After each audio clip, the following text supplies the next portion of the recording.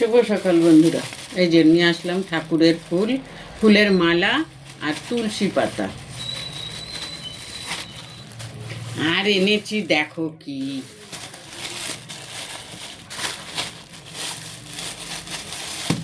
এই দুটো বেগুন এনেছি 25 টাকা দিয়ে। দেখেছ বেগুন দুটো? আর এনেছি আপেল,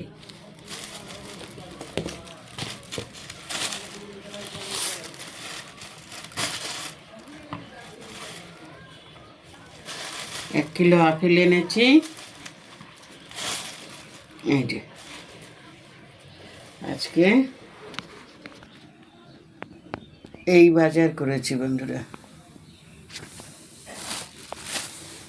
এই দেখো কি বাজারটা কেমন হয়েছে বলো, ভালো হয়েছে?